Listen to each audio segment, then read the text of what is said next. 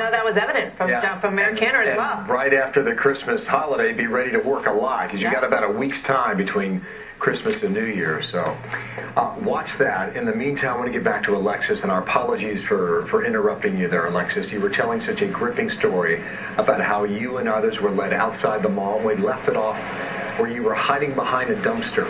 Did you ever hear gunshots? Did you ever see the gunman? I never saw the gunman, but I heard multiple gunshots. It was a continuous stream that lasted probably about 30 seconds, or what seemed like that. And at that point, we knew we needed to get out, and we did hide behind a dumpster for a few moments, and we started hearing sirens and seeing multiple police cars coming into the mall. And then we decided we were still too close to an exit for comfort because we weren't aware of where the gunman was or if he would be exiting anytime. So we went into the parking lot and we're hiding behind some cars, and we're able to talk to some other people about the situation until we were able to get out of there. Well, I can't imagine what you've been through, and you certainly have a story to tell. But we were told that 10,000 people were inside the mall at this time, at the time of the shooting. What have you told your family? What have you told your friends? Yes.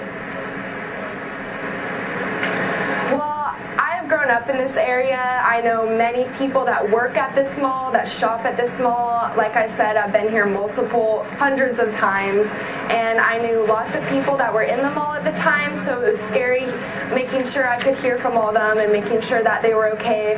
One of my very close friends actually brushed shoulders with the shooter. She was in Macy's at the time where he entered, and hearing her story about it is really chilling, and I'm thankful that he didn't decide to start shooting sooner, because she probably wouldn't be here right now. Yeah, he was wearing a white mask, had body armor, apparently took his own life with a bullet to the head, and he told those upon entering the food court, "I am the shooter." Did you talk to your friend about that? She did not tell me that she heard that. She did say that she made eye contact with him and that he had a look in his eyes she had never seen before.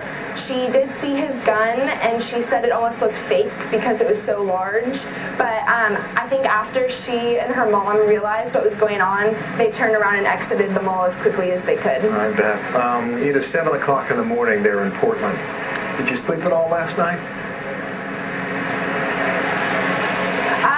A few hours of sleep, but I mean, I woke up this morning and couldn't believe that this happened here in my own backyard, in my hometown. I mean, you hear about these things happening on the news and other places in the country, and it doesn't really impact you until it's here with your loved ones in the area and you're actually there. Yeah, that's so well said. You know, how do you make sense of this?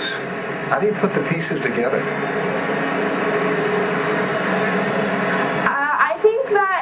At first, but Clackamas is a very close, tight-knit community, and I think that we'll be able to get over this together and come together and support each other. I'm thankful that not more people were injured, and right now we're just sending our thoughts and prayers to the victims' families and hoping that the one that's injured in the hospital has a quick recovery. Indeed, we all do. Alexis, thank you. You're a terrific young lady. Thanks for sharing your story with us today.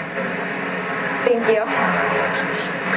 Apparently this man wasn't running. He was walking through the food courts. Didn't seem to be in much of a hurry.